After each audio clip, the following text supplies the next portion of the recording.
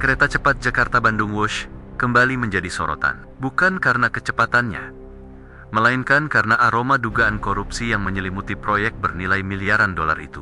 Proyek yang dulu diluelukan sebagai simbol kemajuan, kini justru menyeret nama-nama besar di lingkar kekuasaan. Komisi Pemberantasan Korupsi menegaskan, penyelidikan kasus dugaan korupsi proyek Wush akan terus berjalan. Mereka kan cuma menyelidik saja untuk mengetahui ada tidaknya suatu perbuatan tindak pidana korupsi. Ya kan? Kalau tidak ada ya selesai. Kalau ada ya kita juga bisa sampaikan kepada Presiden ini ada perbuatan yang dikualifikasi sebagai tindak pidana korupsi.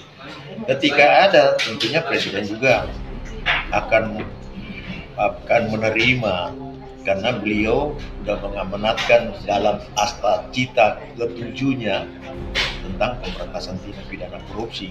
Jadi kalau memang hasil penyelidikan memang terindikasi cukup bukti ada perbuatan tindak pidana korupsi, kita sampaikan. Pak Tanak Itu koordinasi ya. Berarti tetap lanjut ya Pak? Tetap lanjut ya Pak ya? Penyelidikan tidak ada larangan kan? Tidak ada satu larangan untuk melakukan penyelidikan. Kan alangkah bagusnya memang kalau ada penyelidikan sehingga ada kepastian hukum. Meski Presiden Prabowo Subianto telah menyatakan siap menanggung seluruh tanggung jawab utang proyek tersebut, kemudian nggak usah khawatir apa itu ribut-ribut Wush. Saya sudah pelajari masalahnya. Tidak ada masalah. Saya tanggung jawab nanti Wush itu semuanya. Indonesia bukan negara sembarangan. Kita hitung nggak ada masalah itu. Ya. Jadi PT KAI nggak usah khawatir. Semuanya nggak usah khawatir. Rakyat. Kita layani rakyat kita. Kita berjuang untuk rakyat kita. Teknologi, semua sarana itu tanggung jawab bersama.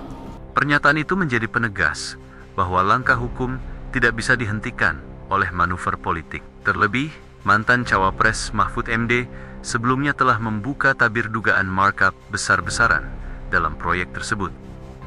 Gitu.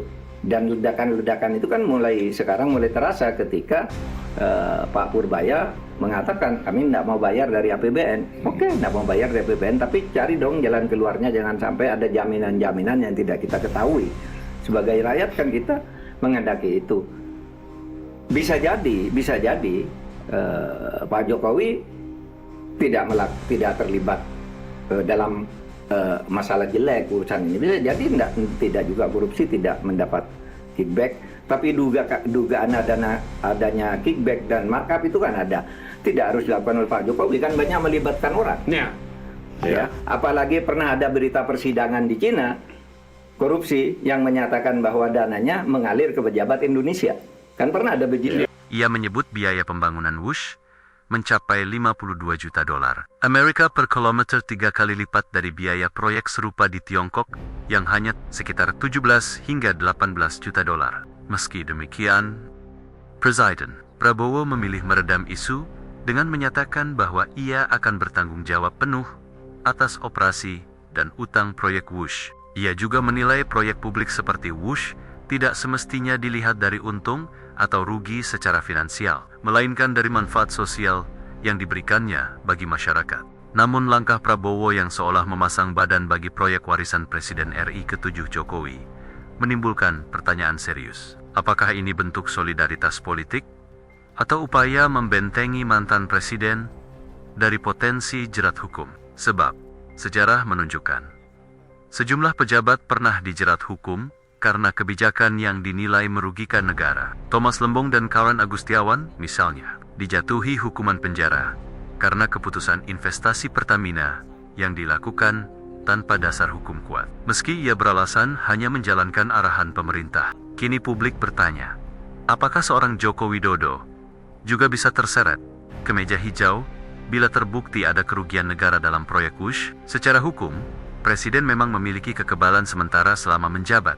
Namun perlindungan itu tidak berlaku selamanya. Setelah masa jabatannya usai, penyelidikan bisa dibuka kembali jika ditemukan bukti bahwa keputusan strategisnya turut menyebabkan kerugian negara. KPK sendiri memastikan penyelidikan Wush akan terus berlanjut tanpa intervensi.